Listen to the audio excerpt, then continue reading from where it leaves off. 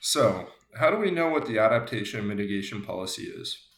Well, adaptation refers to how we handle the effects of climate change that have already onset or in the imminent future. The mitigation part has to do with stopping the problem head on. An example of this is limiting the amount of greenhouse gases we create as individuals and as a society. How we can address the concerns that some may have for NASA's adaptation and mitigation policy, and what the benefits are if we follow the policy greatly outweigh the negatives, I believe. I will explain how we can handle economic concerns, job displacement, and our technological limits. The first hurdle of arguing our policy has to deal with economic concerns.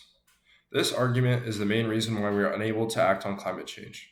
The financial strain of changing all our energy sources to renewable energy will be very costly.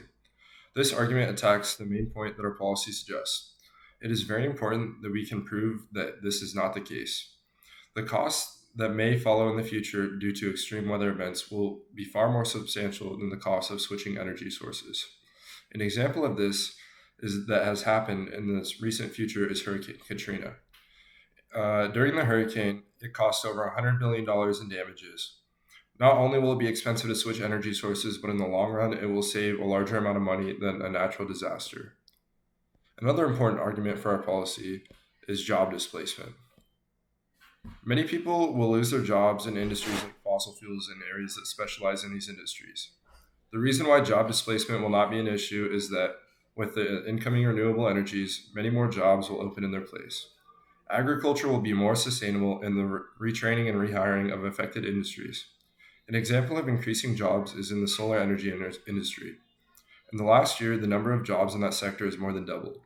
Another rebuttal to this argument is that many jobs become obsolete over time. A response to this is to retrain and rehire workers in affected fields. Jobs become obsolete since a market or industry no longer finds usefulness in a certain sector. The final opposing argument is about the technological limits that we currently have. This has to do with the fact that many people think that it is not possible yet to transfer renewable energy with our current knowledge of technology. This argument gives a valid point. In history, time and time again, technological limits are just merely a small roadblock. Remember when cars were first invented and produced?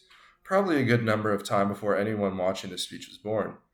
That no longer cars have been around, the cheaper and easier they have been to produce.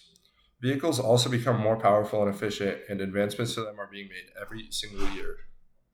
After tackling all of these concerns, let's conclude what we have discussed. While the arguments against adaptation and mitigation are worthwhile to investigate, the benefits are much more important. Most of these assumptions are ill informed about the situation. With the trust that we have placed in the adaptation and mitigation policy, we strive towards a more efficient and sustainable future. Not only will we help keep our planet habitable and healthy, but we will also set up a better infrastructure that we will have long lasting effects on our economy.